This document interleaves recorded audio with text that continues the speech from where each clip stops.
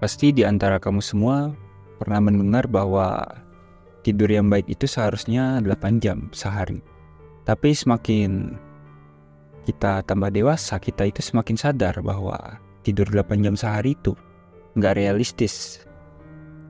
Ditambah banyak cerita yang beredar tentang orang-orang yang sukses, yang bahkan setiap harinya cuma tidur 3 jam, dan meski cuma 3 jam, mereka itu sukses.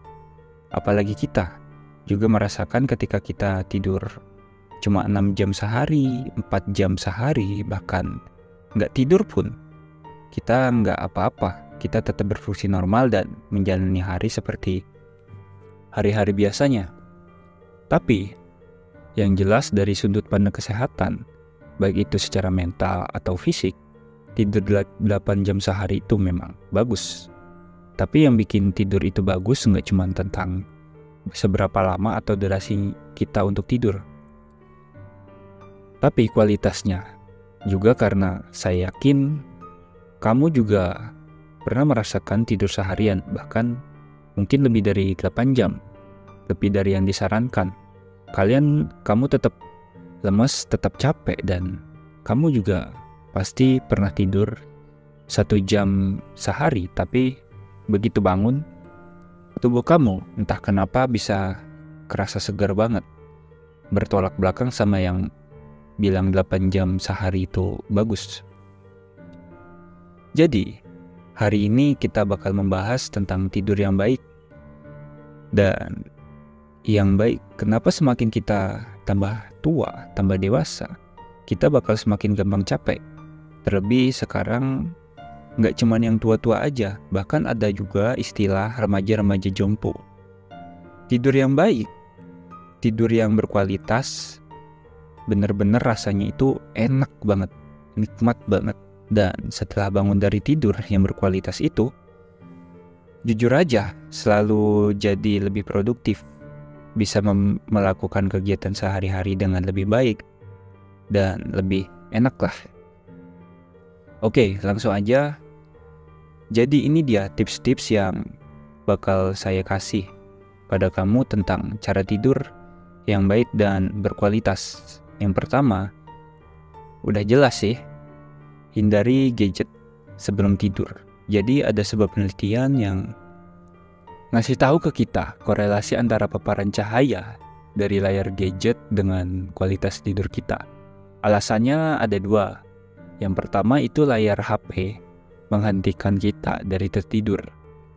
Kamu kan pasti pernah tuh lagi rebahan, main HP, tiba-tiba ketiduran.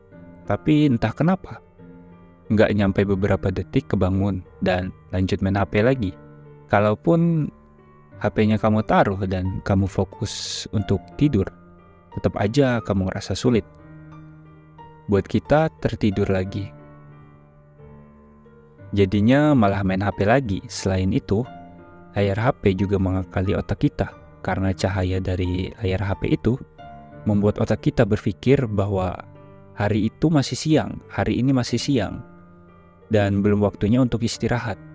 Jadinya kita jadi semakin susah buat tidur.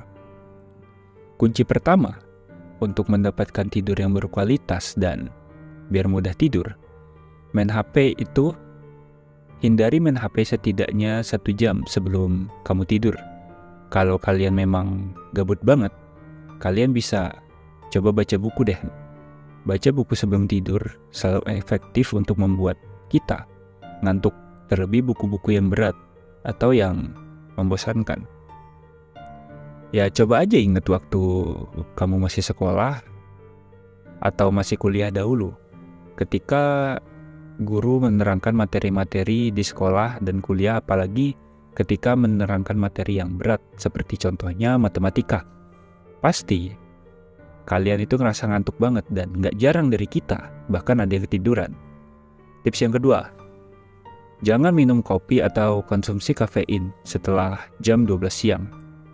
Kenapa? Karena kafein itu baru benar-benar berkurang efeknya ketika 12 sampai 14 jam. Dan itu berkurang ya, bukan hilang. Setelah kita konsumsi kafein, kalau kita minum jam 3 pagi, katakanlah jam 3 pagi, kita akan berarti efek kafeinnya itu akan benar-benar berkurang ketika jam 3 sore. Tips yang ketiga, buat kamarmu itu jadi lebih dingin. Tapi jangan terlalu dingin banget ya. Tips ini saya sadari waktu saya masih ngekos dulu dan di rumah emang nggak ada AC. Saya juga nggak suka kipas angin waktu dulu, waktu kuliah. Dan ini tips saya waktu kuliah dulu. Waktu kuliah, saya ini selalu kesulitan buat tidur di kos. Tapi ketika saya naik gunung, selain karena capek dan suhunya dingin, itu bisa selalu bikin saya tidur cepat. Dan setelah saya menyadari itu, saya bikin kamar kos saya jadi lebih dingin. Caranya dengan membuat kamar saya benar-benar gelap. Nggak ngerokok setelah maghrib dan di dalam kamar. Jadi nggak pengap. Kamar dan di dalam kamar itu, dengan kita menghindari rokok, jadi nggak pengap. Dan membuat sirkulasi udara di kamar saya lebih lancar. Jadi saya buka jendelanya, saya bersihin ventilasinya supaya udaranya lebih lancar. Dan sebagainya lah yang bisa kamu lakukan. Ditambah lagi, ada sumber yang mengatakan bahwa ketika kita mimpi buruk, pastikan kita terbangun dengan keadaan yang berkeringat. Nah, menurut sumber itu, dia mengatakan bisa jadi kita ini mimpi buruk karena kita kepanasan waktu lagi tidur. Tapi kamu nggak perlu repot-repot kalau kamu nggak punya AC. Oke, tips yang keempat, jangan makan berat sebelum tidur. Selain karena nggak sehat, makan sebelum tidur itu secara sains mengaktifkan metabolisme tubuh. Ya, otomatis tubuh kita ini memproses makanan tadi dan membuat kita susah buat tertidur.